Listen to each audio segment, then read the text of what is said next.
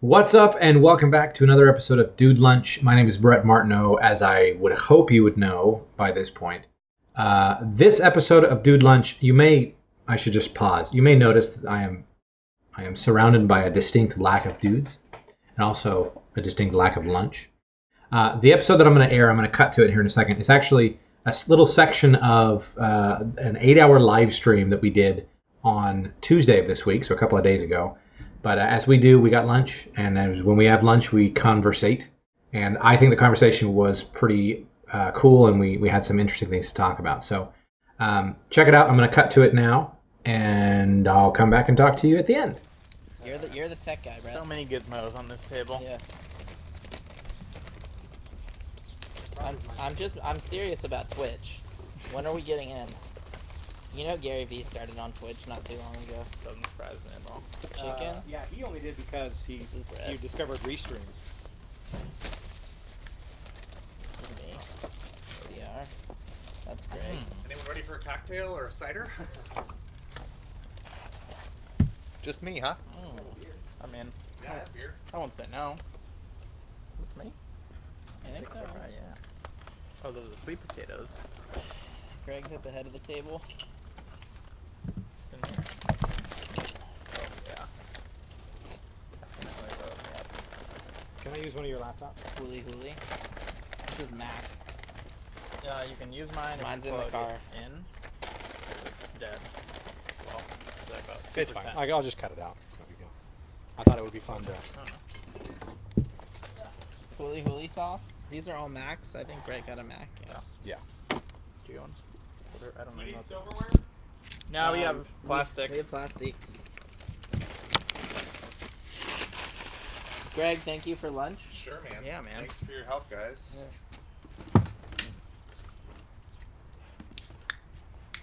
Rap King later. Deal with the what? The Rat King. The Rap King. You know what Rat King is?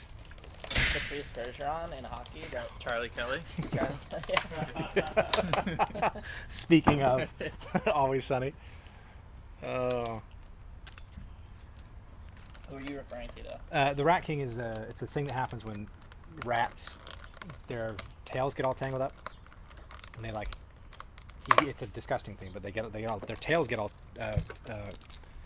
tangled up, and they become like this mass of tangled Rat tail. rats. Yeah, and then they start eating each other and stuff. Snack salad for someone.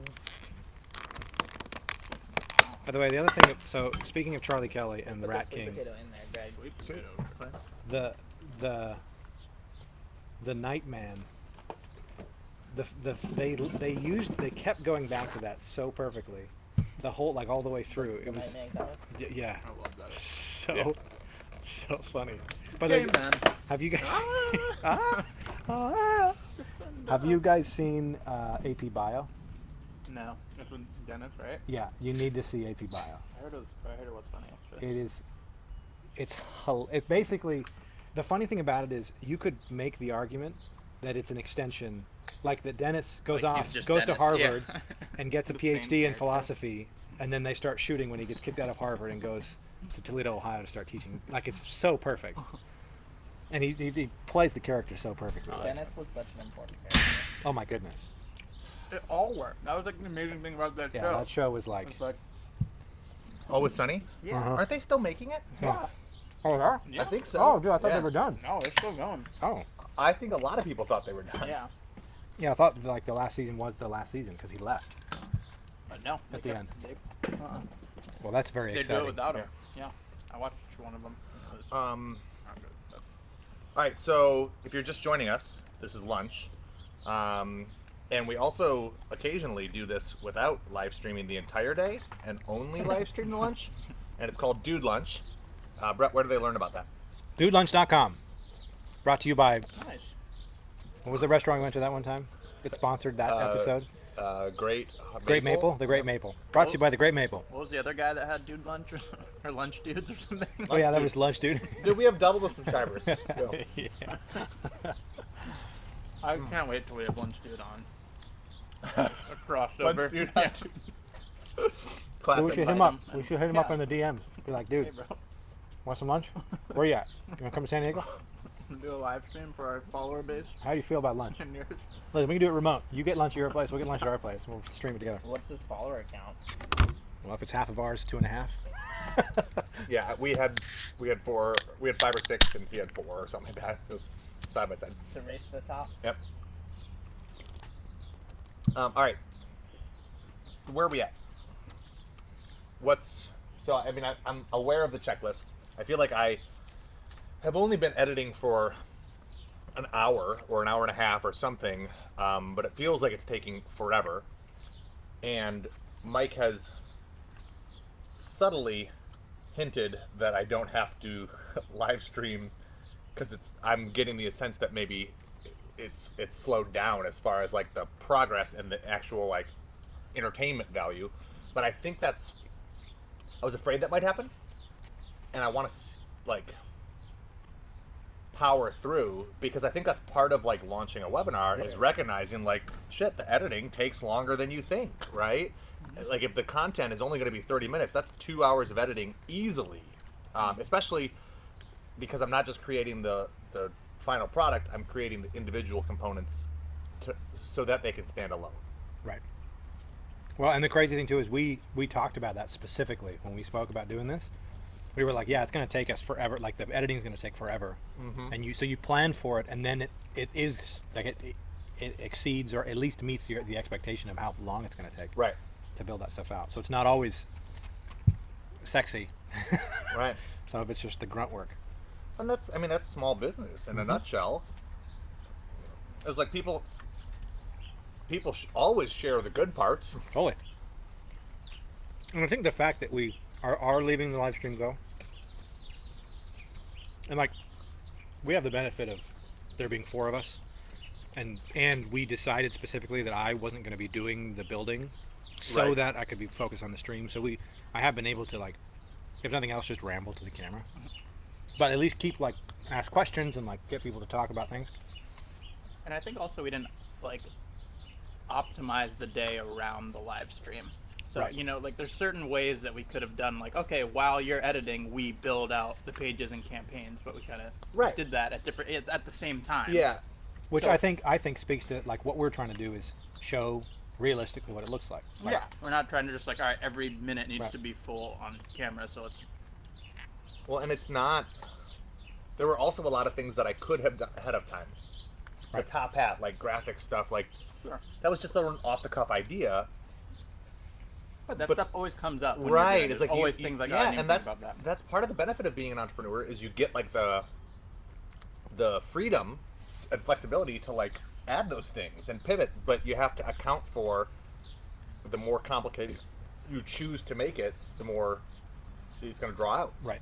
And I've never had a build or anything where everything has been on a checklist and there was never something that was like, oh, we yeah. didn't think about this. Like Right. that's just always going to happen. Yeah. Right. And a lot of times it's a fairly crucial part that you forget. Yeah. You're like, oh shoot, we forgot to record the webinar on the list. You know what I mean? Like, it becomes a huge thing. So And I very rarely had it work perfectly on the first test. Like there's just always something, oh, that didn't work. We forgot to change this URL to the tag needs to move. I was gonna say, I don't think I put test webinar on there. But I believe I put that in the blog post. The like checklist blog post. Oh, I good. believe it's a step in there, so do as I say, not as I do. Not as I show in my live stream. Yeah, here's this checklist that I'm promptly ignoring. That's classic.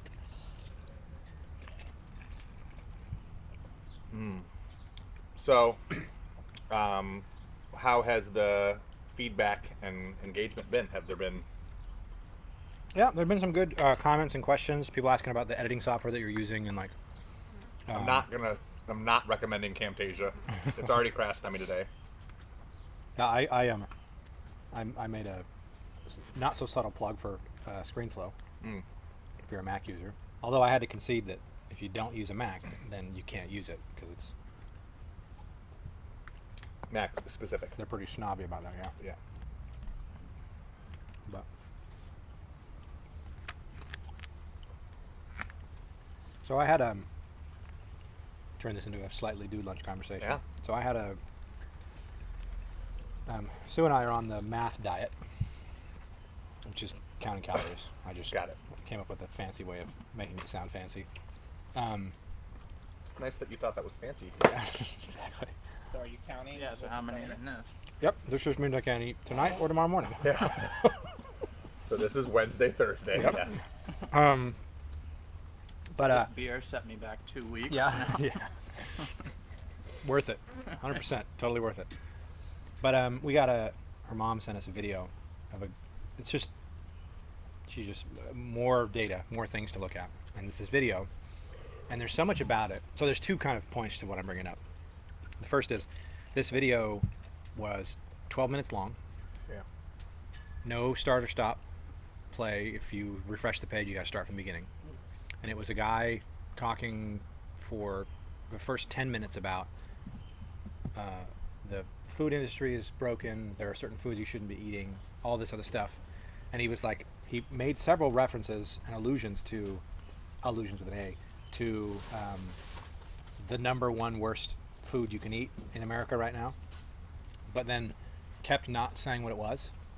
And he even said a couple of times, he's like, look, I'm not telling you what it is yet because I need to say all this other stuff first. And he goes through all of his credentials. I'm a doctor, I've done all this stuff, and tells a bunch of stories about like all this other stuff. Anyway, finally at the very, very end, he says, and the big bad wolf of the food industry is corn.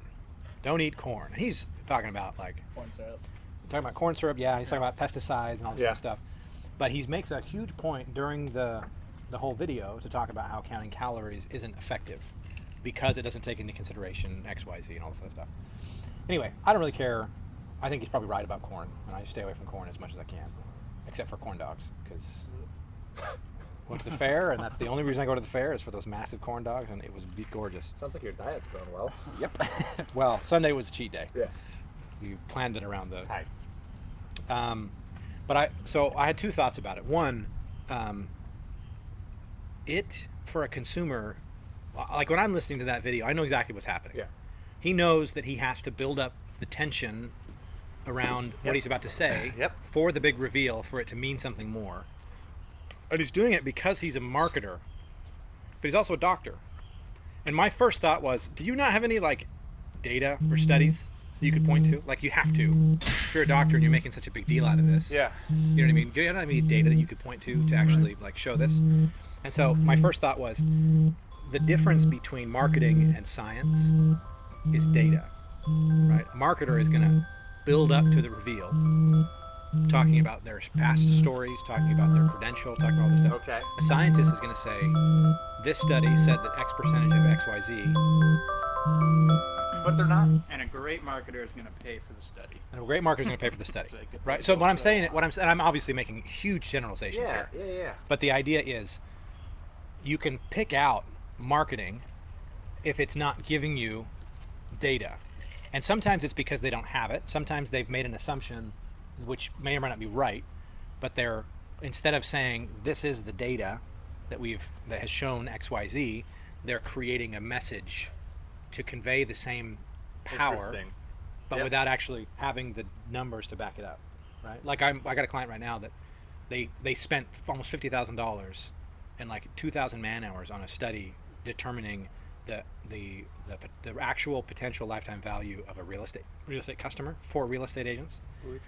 And when I'm creating ads and when I'm talking about like creating marketing messages, it's almost like I don't have to, because all I have to do is say, we spent $50,000 on a study. This is the data. Right. So the marketing, there's no need for it really, because it's just, Well, don't but- call people stupid. Yeah, I think there's an overlap, though. I don't think they're mutually exclusive.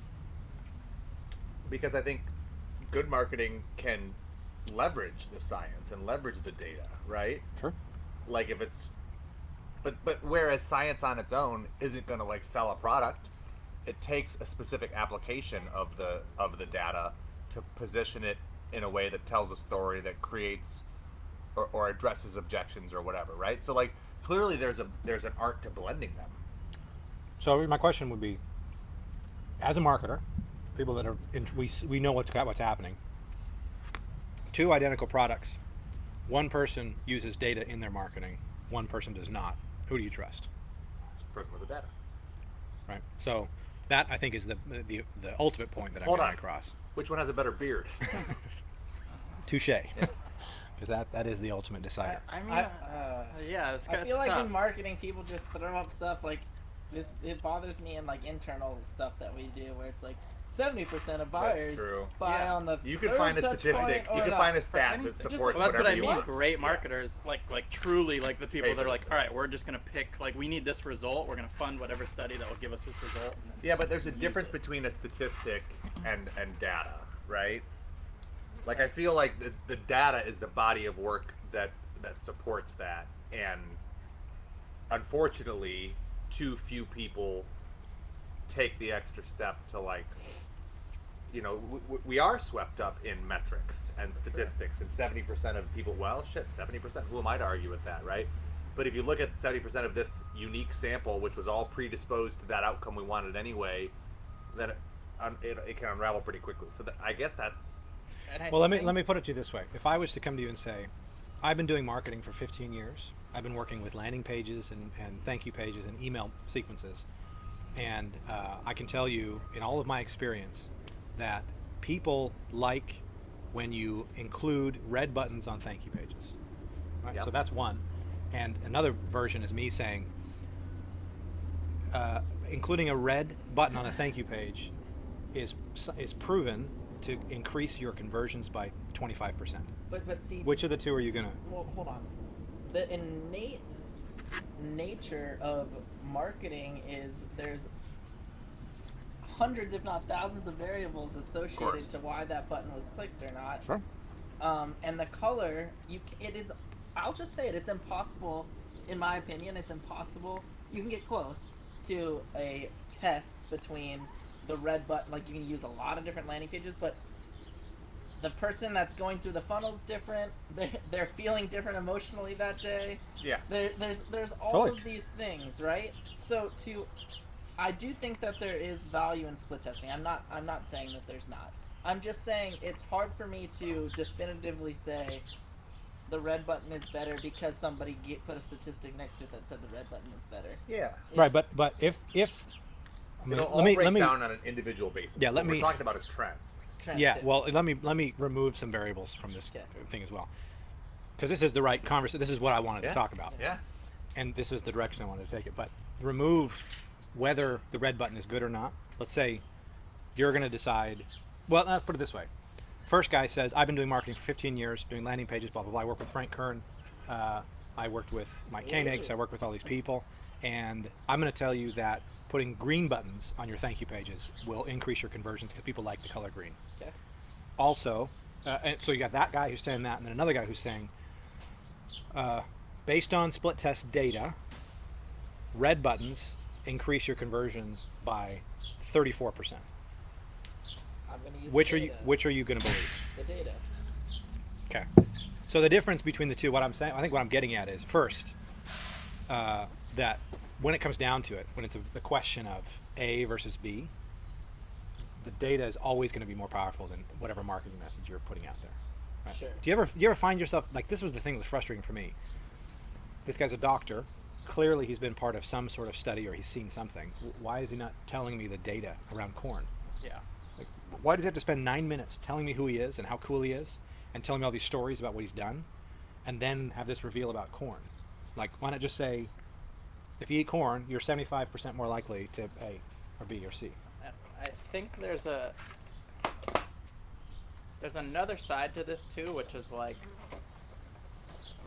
the emotional branding side, illogical, irrational human side, which is like, look, you can sit there and tell me that the PC has better storage, it's faster, it's this, and it's like, I'm gonna buy a Mac. I know all that. I know all the data. It's just Android like, is better. yeah, like I get it. The battery might last longer. I'm gonna buy an iPhone. Yep. You know, I like how it feels. I like their commercials. I like, being on the like all that stuff that's like kind of just as random. Right, but thing. if the Like, how do data, you account for that? if the data wasn't, we're talking about. Now, I'm the king of splitting hairs, so I'm going to split another one. Yeah. I think what I'm talking about is not just just data, just like facts. What I'm talking about is qualitative, scientifically tested qualitative information about a result. Okay. So if I told you instead of Macs and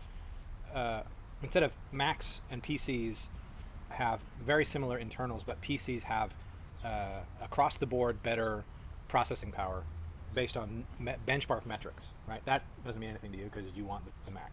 Yeah. But if I say to you, based on survey data done with 1.2 million people across the world, people are 75% more likely to be satisfied with the PC experience versus a Mac. Now, not that it's going to change your decision, but it's going to make you question it, right? Like you're going to consider it longer, at least. Yeah, maybe. I don't. Well, in theory, yeah. Like, partly me, I'm like, ooh, I like that I'm not in the majority. so I would go that route and be like, nice. Because it's like more of like a feeling. So I guess we are talking about two different things. We're talking about like what influences consumer buying decisions versus, you know. Right. And so and again, it's a discussion. I don't think it's necessarily one way or the other, because like you guys have brought up things that I didn't even consider, which is, you know, there are some instances where the emotion will overcome the data if the data is not presented right. So there is an overlap. And I would say in all those cases, it's because that other company has done an exceptional job, like branding and packaging and all those other variables that they've mastered, and maybe in lieu of just the hard data. Sure. Same with cars, you know? Like, we're going to buy the car that we like, and, like, Audis might not be the best made cars. Sweet, they look sweet, they ride, you know? You know why I own a BMW? To your point. Yeah. I've always liked the look of BMWs. Sure. Because I feel like the BMW is the classic shape of a man's car. Yeah.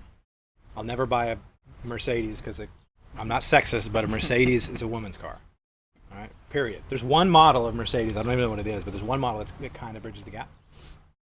And also, only one other person in my family owns a BMW, and it's like a 2009. All of my other siblings have Audis. And the Audis and Chevys, and one of them has a Jaguar. And I was in the market to get a new car after the divorce. And I was like, okay, I can't get a car that my rest of my family has.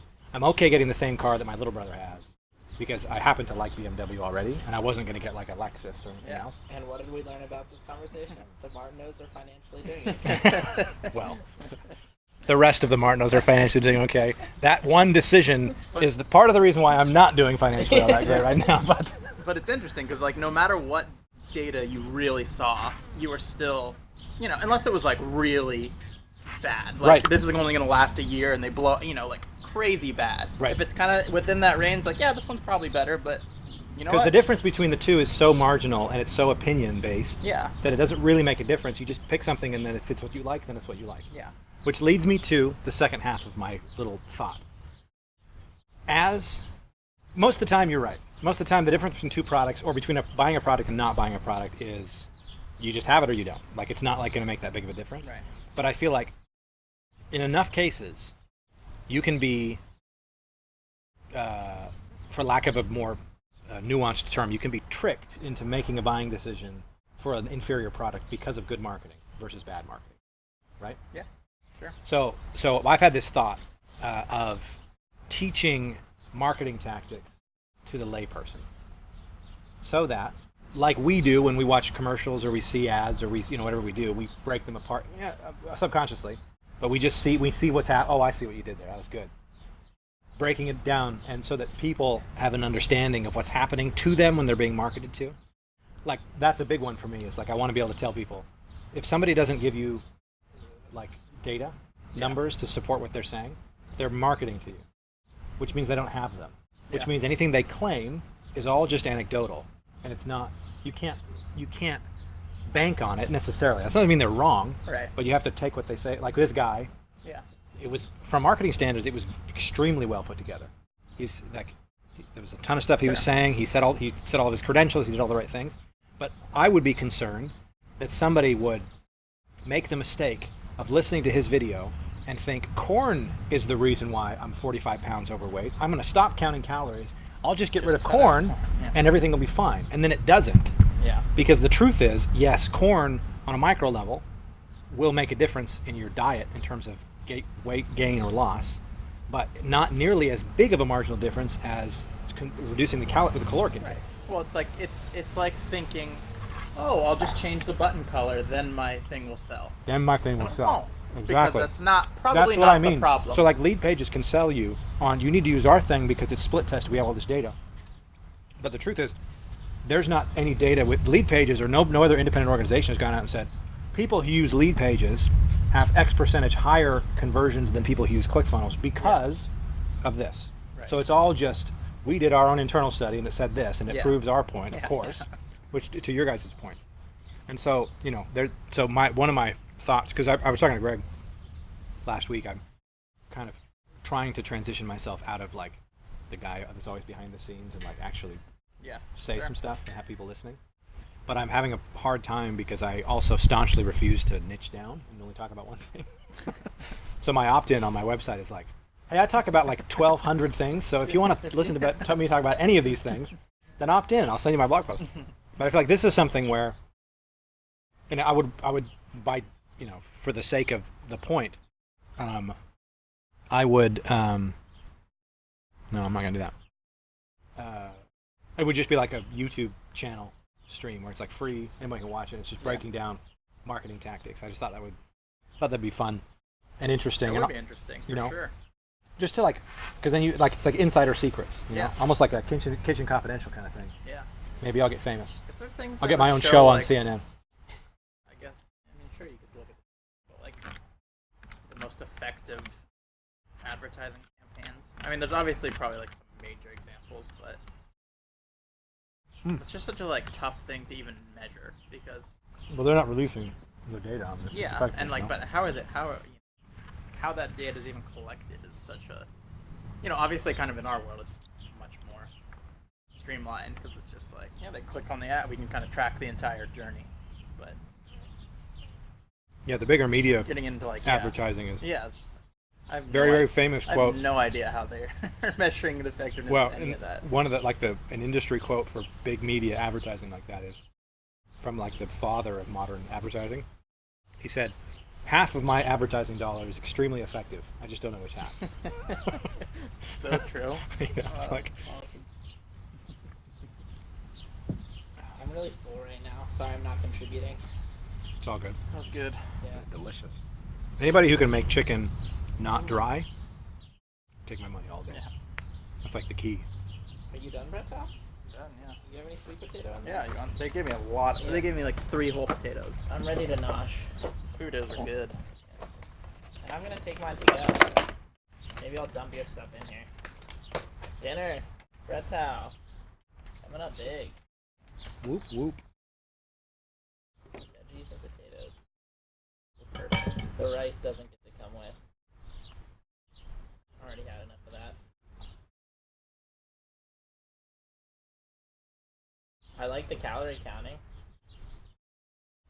Calorie counting. So speaking of data, 100% of the time that I've started counting calories and I've stuck with it, I've lost over 25 pounds. You look slim right now. I've already lost like 4 pounds in the last like 2 weeks, just from calorie counting. Like people, don't let anyone tell you calorie counting doesn't work. Okay, it does. 100% of the time. Have you found that, do the calories, like where those calories come from, matter? Not in the slightest. Really? See, I would disagree with that. No. So here's the difference. It's like fat. It's a reverse parabola. It's a what's the word? A reverse.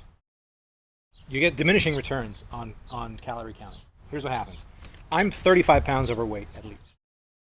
Right? Most people that are overweight are in that range or higher. Right? If you're in like the 10 pounds over or whatever, calorie counting, like go run.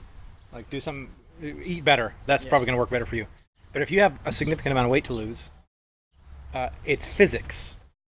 Physics says if you consume less calories, regardless of where they come from, you consume less calories, you lose weight. Now, there is a point where the lines cross, and the types of calories that you're getting make a difference because of the way that your body actually burns right. Well, it the becomes calories. are you trying to lose weight or are you trying to become healthy? Right.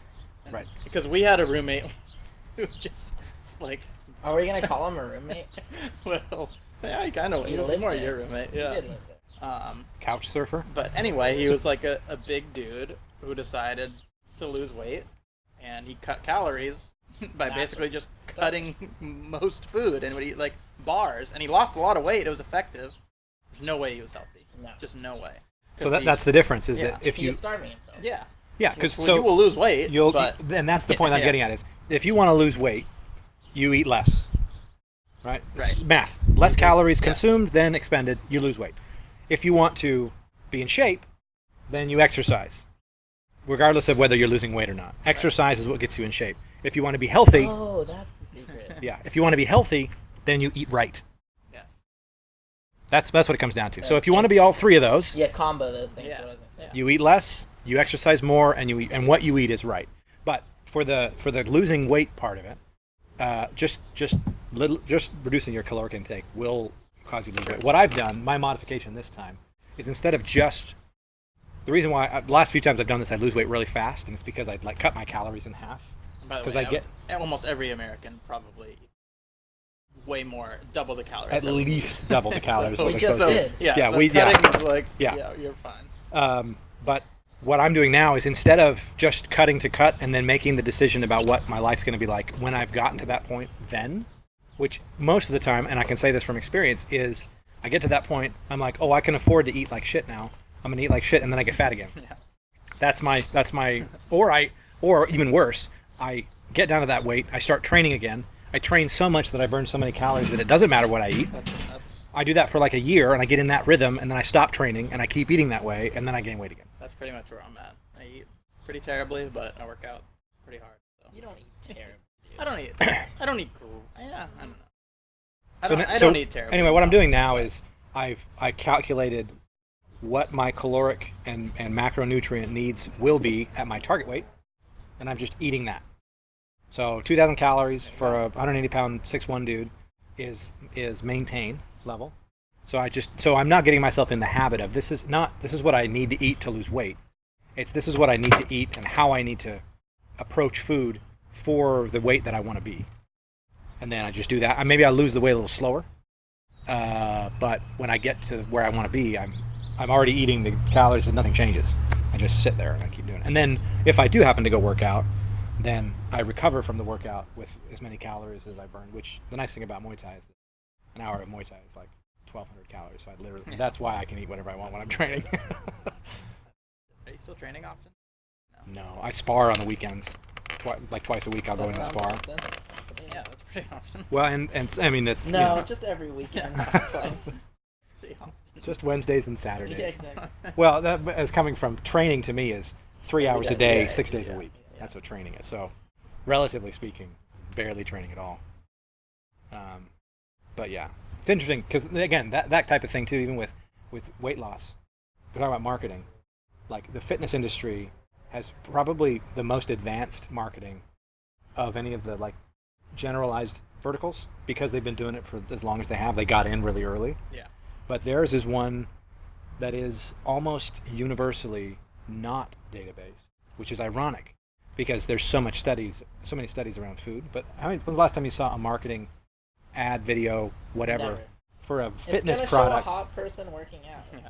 Yep. Yeah. And all it is stay away from these 5 foods. Why? Why should I stay away from those? Why should I stay away from corn?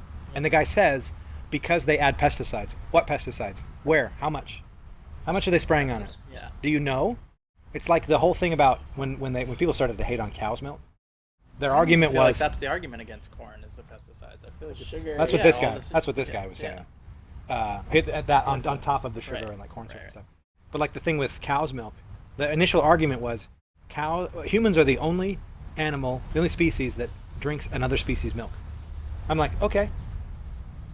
We're also. I mean, Yeah, there are there's there a lot are of things there are that we're the species only that eat ones their that own do. children. Yeah. Like, should we tell them to stop doing that? Those arguments are always so weird. And it seems like that's like still the main argument. And I don't drink cow's milk because it jacks with my stomach, right? So that's I have my own Yeah. reasons for it. But it's like, give me some I don't data. drink cow. Cool. I'm going to cut it there. The conversation goes on for another 5 minutes or so, but it just sort of like peters out. We don't really talk about anything specific except like milks. And Michael says that pea milk apparently is pretty good. Pea as in like the vegetable pea, in case you needed that clarification. Anyway, if you're interested, by the way, in the rest of that live stream or in what we did there and why we did it, you can head over to monkeypodmarketing.com. There's some links on there, a blog post and a bunch of things explaining sort of the idea behind this. And also on one of those posts, you might have to search for it. I don't know exactly where it is. There is a button where you can opt in to actually get access to the finalized, the cut down version. I'm going to take that 8 hours worth of live stream and cut it down into like 30, 45 minutes of content that actually might be useful to you, beneficial if you're running a business or any of that kind of stuff. So anyway, that's all we've got. Hope you enjoyed this episode of Dude Lunch. If not, I highly recommend you come back for the next one because maybe it'll be better. And also check out some of our previous episodes. We got some really cool stuff on the website. Check back soon.